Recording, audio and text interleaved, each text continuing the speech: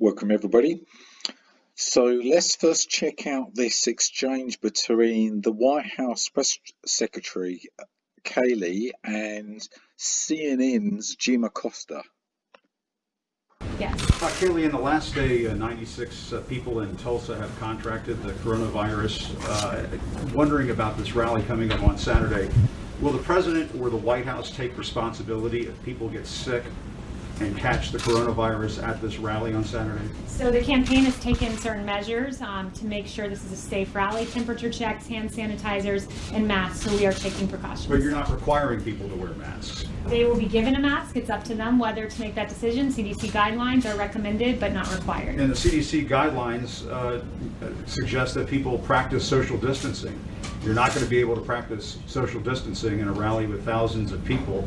So aren't you, in essence, bringing people to a rally where they won't be abiding by those guidelines, adhering to those guidelines? It's a personal choice of individuals as to what to do, but if we want to talk about internal coherence, I believe that the media needs to work on internal coherence. This wonderful New York Post story, I don't think Stephen Nelson's here, but good job to the New York Post, highlights the hypocrisy of the media where this is okay, protesting, this is not okay, Trump rallies. It's really remarkable, and I think the American people have taken notice when, for instance, NBC tweets at 4:05 p.m.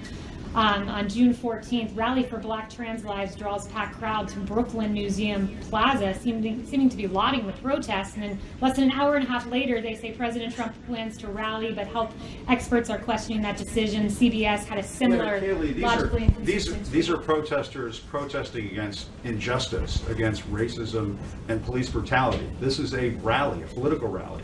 They're not going to be demonstrating for any kind of cause other than supporting the president. And I go back to my original question: will the White House, will the president take responsibility if there are people who catch the coronavirus and get sick? As you know, you've been to these rallies. So many of the people who go to the rallies, I've been to them too, are elderly, probably have pre-existing conditions that might put them at risk for serious complications if they catch this virus. So first, let me know, you've been to rallies, these Trump rallies. We do rally in support of something. We rally in support of the president who got us the lowest number of Black unemployment in the history of our country and paychecks going up. We rally that HBCU funding for historically Black colleges and universities is permanent because of President Trump. You're not answering my question. Will the president, will the White House take responsibility if people get sick? Jim, Can you answer that question? You suggested that we don't rally on behalf of anything. So let me note one more thing. We rally on behalf. I said that you rally on behalf of the president. That's why you're going. We rally on behalf of criminal justice reform and the First Step Act, which President Obama and Vice President Biden talked about, but we did. And I would note this: if we want to talk about the efficacy of what we're doing, 1,300 health experts signed a letter about the protest saying, we do not condemn these gatherings, we support them as vital. So you have the health experts on one side saying this, and then all of a sudden a Trump rally is different. You're dancing around the question. You're holding up a newspaper headline. That's very nice. Work on your internal cohesion and get back to me, Jim. Yeah. So that was excellent. The utter hypocrisy there between the US press, you know, saying, oh yes, it's perfectly all right to have these massive protests, you know, Black Lives Matter protests or whatever, but then oh no, but Trump can't hold his rally, which is of course what it's been all about. It's there's a distinct possibility this whole virus scare, which has been blown all out of proportion, the whole reason they've done this is to try and destroy the Trump presidency, so he couldn't hold his rallies and so on. Another thing I wanted to highlight was that so this is the official White House video of the press briefing, and Google's at it again. They are shadow censoring our comments on this video, and the White House administration should know about this and demand that Google stop censoring our comments. What right do they have to do this? So these are the comments that you can see. Now these are all fine let's have a look at one here. The media are idiots. I would be embarrassed and ashamed. Yeah, damn straight. But as I say, these are not the top comments. They've actually been shadow censored. So let me show you the real top comments. Okay, so my script is basically it repopulates the comments in the uncensored order. So the first comment there is fine, but then look at this second one here. So this comment has been buried by over 800 positions, and I actually remember seeing this. It's, what does it say? It's you should seriously start clickbaiting your titles. Kayleigh smashes entire room of parasites over and over again. Yeah, absolutely right. And the next one here.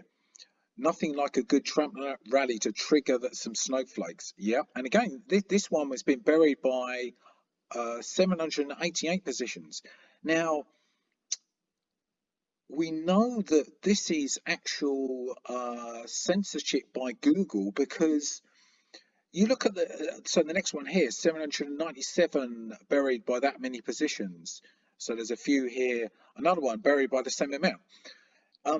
We know this is their censorship, because if it was real people going onto this website and clicking the downvote on the comment, the comments would gradually disappear from the first page. So there's no way they would attain the upvotes that they have achieved. So that one there, so that one's got 195 upvotes.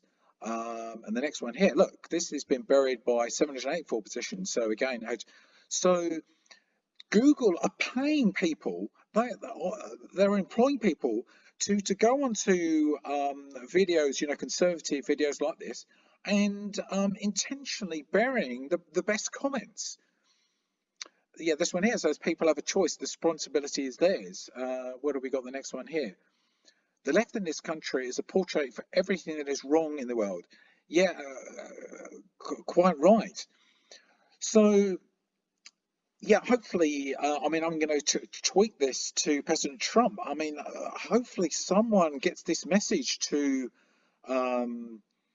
him, and he demands that they stop. This is just a bang out of order, isn't it?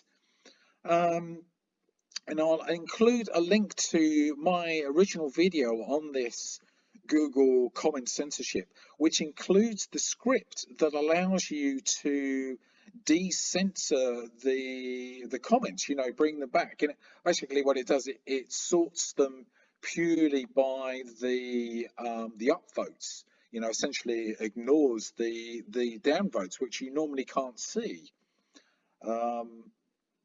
So fingers crossed someone, you know, with importance can actually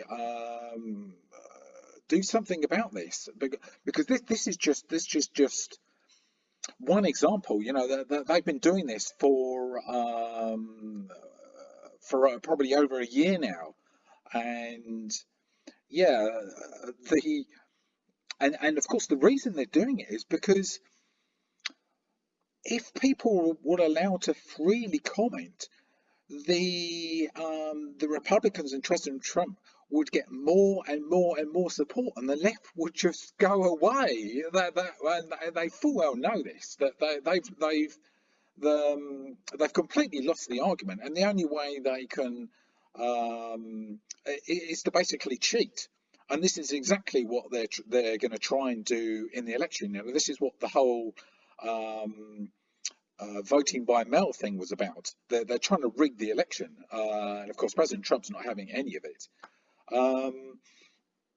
So fingers crossed something President Trump himself calls them out on this, and they finally stop sometime before the November election, and then we will have our influence will come back, because prior to the 2016 election, that